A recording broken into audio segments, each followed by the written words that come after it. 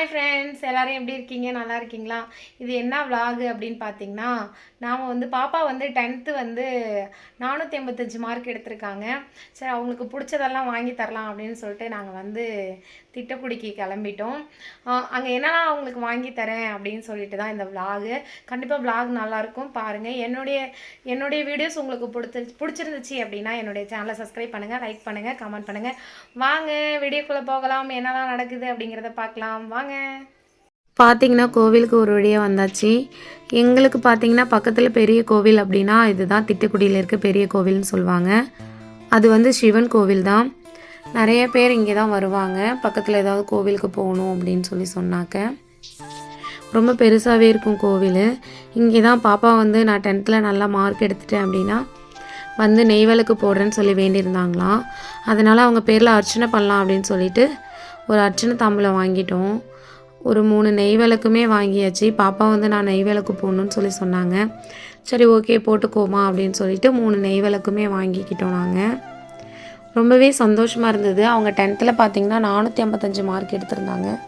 ரொம்ப சந்தோஷமாக இருந்துச்சு. எங்கள் எல்லாருக்குமே ரொம்ப ஹாப்பி. ஆனால் நாங்கள் 480 வரையும் எக்ஸ்பெக்ட் பண்ணோம். சரி ஓகே 485 நல்ல மார்க் அப்படின்னு சொல்லிட்டு ஓகேன்னு சொல்லிட்டு நாங்கள் தாம்பூலம் எல்லாம் வாங்கிட்டு சாமி கும்பிட போயிட்டோம். முன்னாடி போகிறாங்க பார்த்திங்களா, அந்த க்ரீன் ஒயிட் ட்ரெஸ் போட்டுட்டு போகிறாங்களா, அவங்களுக்காக தான் இன்றைக்கி நாம் கோவிலுக்கு வந்திருக்கோம். அவங்க விளக்கு போட ஆரம்பிச்சிட்டாங்க. ஃபஸ்ட்டு தீக்குச்சி ஏற்றுனாங்க, பற்றிக்கவே இல்லை, ஏன்னா காற்று அடிச்சுட்டே இருந்துச்சு. அங்கே இருந்தவங்களாம் சொன்னாங்க, இந்த இதில் விளக்கேற்றாதீங்க, கொஞ்சம் முன்னாடி சாமி முன்னாடியே ஏற்றி வைங்க, இப்போ அபிஷேகம் பண்ண போகிறாங்கன்னு சொன்னாங்க. அதையும் கேட்காம பாப்பா அங்கே ஏற்றி வச்சாங்க. அதுக்குள்ளே அபிஷேகம் பண்ணுறதுக்கு வந்துட்டாங்க. சரின்னு சொல்லிட்டு திரும்ப நாங்கள் வேறு இடத்துல எடுத்து வச்சிட்டோம். பாப்பாவுக்கு குட்டி பாப்பா தானியாவுக்கு ஏன் இந்த ட்ரெஸ் போட்டு கூட்டிகிட்டு போனீங்க கோவிலுக்குன்னு கேட்க வேணாம் கமெண்ட்டில் யாரும். என்னென்னா அவங்களுக்கு பார்த்திங்கன்னா கவுன் இது மாதிரிலாம் போட்டால் பிடிக்காது.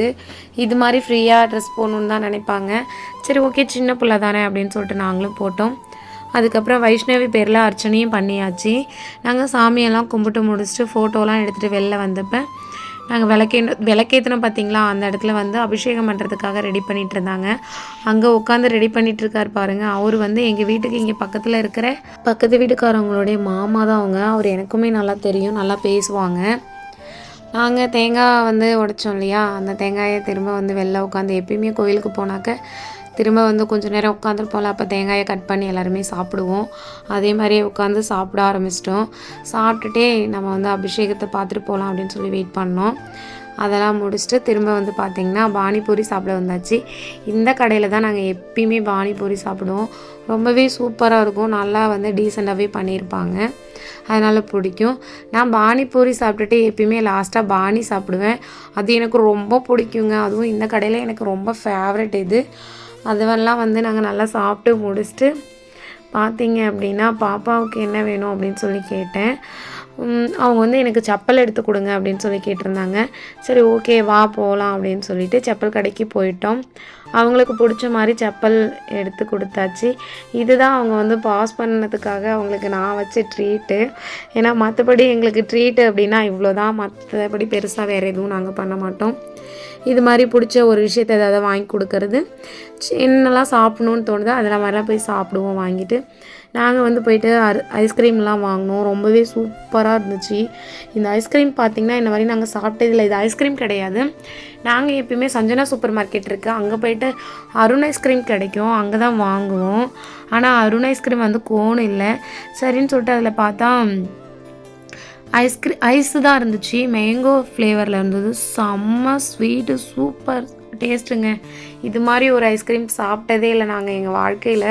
ஃபஸ்ட் டைம் ஐஸ்கிரீமே சொல்லிட்டுருக்கேன், ஐஸு ரொம்ப நல்லா இருந்துச்சு. இங்கே பார்த்திங்கன்னா குட்டியாக ஒன்று வாங்கியிருந்தோம், அதுதான் சாப்பிட்டுட்டு இருந்தோம். அது பேர் கூட மறந்துட்டேன். சரி ஓகே பழலாம் கூசுச்சு, சரின்னு சொல்லிட்டு சாப்பிட்டுட்டு ஐஸ் வாங்கிட்டோம். வீட்டில் போய் சாப்பிட்டுக்கலாம், இங்கே எங்கே எவ்வளோ நேரம் நின்றுட்டு சாப்பிட்றதுன்னு சொல்லிட்டு நம்ம திட்டுக்குடியிலேருந்து பார்த்திங்கன்னா ஒரு 5 நிமிஷத்தில் வீட்டுக்கு வந்துடலாம். அதனால் நாங்கள் வாங்கி பேக்கில் வச்சுட்டு டக்குன்னு ஒரு 5 நிமிஷத்தில் வீட்டுக்கு வந்துட்டோம். கவரை பிரிச்சுட்டு பார்க்கும்போது நல்லாவே இருந்தது. சரியான டேஸ்ட்டுங்க. நாக்கில் படும்போதே அந்த பால் இந்த பட்டர்லாம் கலந்த மாதிரி அவ்வளோ ஒரு டேஸ்ட்டு. உள்ளே பார்த்திங்கன்னா மாம்பழத்தை நல்லா நம்ம ஃபுல்லாக தோல்லாம் இல்லாமல் எடுத்து வச்சுட்டு நல்ல ஒரு பழுத்த பழத்தை சாப்பிட்டா எப்படி இருக்கும் அப்படி ஒரு டேஸ்ட் இருந்துச்சு, ரொம்பவே நல்லா இருந்தது. என்னுடைய vlog பிடிச்சிருந்துன்னா என்னுடைய சேனலை சப்ஸ்கிரைப் பண்ணுங்கள், கமெண்ட் பண்ணுங்கள், லைக் பண்ணுங்கள், ஷேர் பண்ணுங்கள்.